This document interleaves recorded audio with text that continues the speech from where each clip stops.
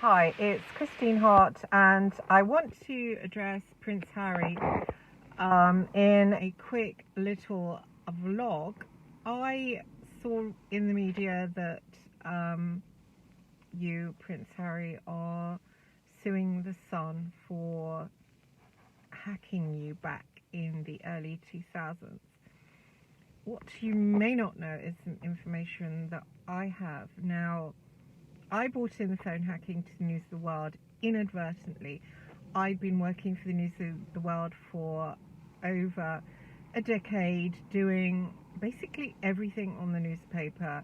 I worked predominantly for Alex Marinchek and Greg Miskew, and every investigative story that came through that door was run past me because my background was in ex-military, spooks, and I had worked as a private investigator since age 16, and I was pretty damn good. And basically Alex and Greg, until Alex was kicked over to Belfast, he had been giving me everything. And when Southern Investigations, he was doing their basic kind of grout work that mainly investigators do, where you don't have to think creatively. When he went to prison, Miskew was putting all this telephone work onto me, basically stuff I didn't do, finding out who's a subscriber, blah blah blah. And I had always been told by people I worked for, mainly Ogden, who was ex-boss, to never work for the press, and if you did work for the press, never do anything illegal for the press, because they will use you for a couple of years and turn you over. So bearing that in mind, I was working for people that I didn't actually trust. So I thought, well, I'm not going to, find out who's on these phone numbers doing it in any way I had done in the past. And so I would just ring the number, and basically it wasn't good enough for Miskew. And one time he was trying to find out who the Yorkshire Whipper's wife was remarrying. So he was screaming at me, and I'd just been down. I was living in a penthouse flat in around near Shad Thames, and there was a swimming pool underneath. So I'd basically gone down to the pool for a swim, and I'd gone and lifted some weights and came back up, and he literally started lifting, screaming at me really hysterically, and I ended up in Tooley Street accident emergency. And I thought, this can't go on. So I thought I'd introduce him to John Boyle, who was an ex of mine. And so I introduced him to him. And next thing, everybody was phone hacking. Now, not me. I had got pushed out by that time. And it was in a really sneaky way, because I said I want to work more as just a pure journalist. And so I was working from the office, sat next to Ian Edmondson and a few others. I can't remember their names right now, and was enjoying the work. And next thing, Phil Hall, who is an ex-boyfriend of mine, said, I don't want you working from the office because you used to be a private detective. And it's kind of odd, because at that point they had Mulcair under contract for them. What I realised now in the past was they just didn't want me to know about phone hacking. So I had to leave, and I was working for the Sunday Mirror and the Daily Mail, which I have been for over 10 years. And Boyle actually was charging so much. He's an ex-Eton schoolboy. He has an antique shop over in Peasmarsh, and he was charging, I think, a lot of money for doing that cyber stuff. And so they basically stole his little office boy, who he had trained up, and were paying him quite a lot of money, but not as much as Boyle, obviously. And then Boyle told me that he went off to work for the Sun. So that is where you get the sort of royal saying, oh, I was hacked by the Sun, because it would have been back around that time, and it would have been because John Boyle went there. But of course nobody can prove about John Boyle, even though he's Mr. Big, multimillionaire. And Operation Wheating went to his house. I had to point out his involvement, and they went to his house, and they came back to my health club, and they made me sign a 60-page document. And I said, did you go and see John? And they said, yes, we did, but we didn't get past his gate. His barrister was there. And they said, how much is his house worth? And I said, it's about 8 million. And so it was interesting that Harry said that about the Sun, because he will never find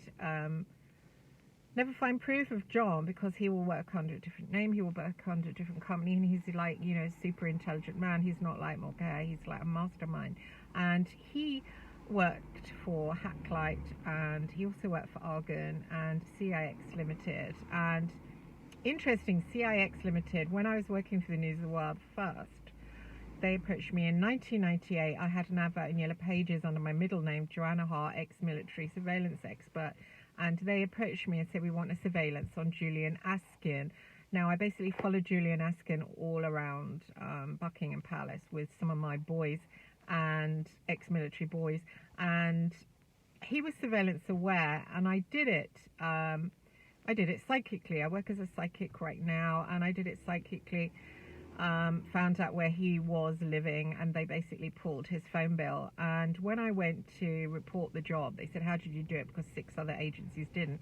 I told them what happened, that I'd meditated and got it that way basically, and obviously didn't, you know, get the result that way. I meditated, knew who to speak to and what to say, and that's how I'd worked, you know, when I worked for the News of the World, using that, which now I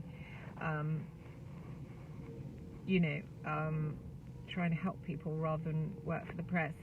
And so basically I thought they were a computer company, and the guy I came with said, no, they're not, they're MI6. And I said, don't be silly, you know, everybody wants to be James Bond. And I'd worked for the ex-spooks before, but I didn't know that these guys were. And so when I came back with the result, basically, there was some anti-terrorist high rollers and other high rollers that came in and sat around a table, and they said, do you know who we are? And because Martin had told me, I said, yeah, I do. And they said, we want to know how much access the News of the World have to the boys at Hereford. And because the Neville Furlback was using a team of SAS to do surveillance on celebrities and politicians, I said, well, they've got RAB, and they said, do they use serving boys? And I said, yeah, but they funnel them through RAB, which I thought, maybe that's not true. I don't want them abseiling through my window right now and saying I'm lying about them. I mean, maybe it's not true, but they definitely, Greg didn't like using RAB's boys. He said they overcharged, and he said it was better if we used serving SAS.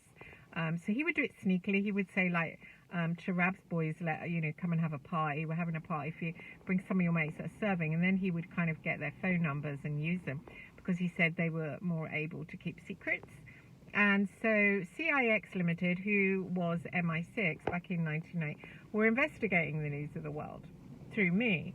And that might have been actually why Phil asked me to leave, because I did recount that story to Miss Q. Miss Q didn't bat an eyelid, and then the next thing I was asked to leave, and they had the phone hacking.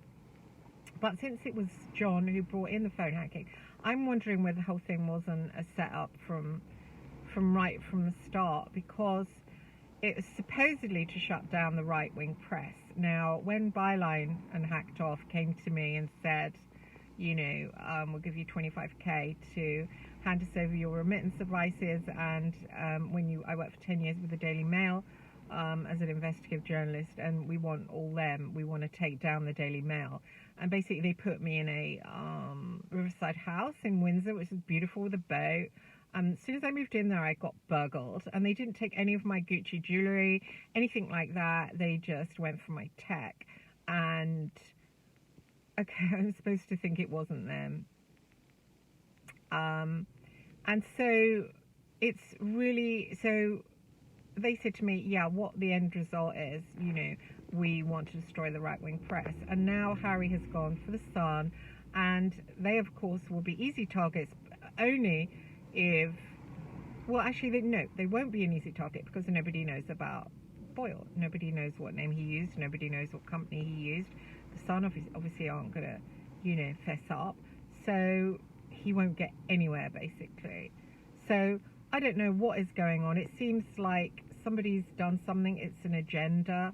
However, if we have an unbalanced press in the country, if they do take down the right-wing press, sometimes the right-wing press is a little bit more well, if you have the right and the left, you have two sides of a different story. And if you have like all left or all right, then it's not going to work out very well for the public. As we stand right at the moment, if the News of the World was still active, that Jennifer or Corey story would be totally checked out, but it hasn't been. And so I don't know, everything's really odd. I don't know what's going on, but I do know that the MI6 connection to the phone hacking really hasn't been exposed, and that is because John hasn't been exposed.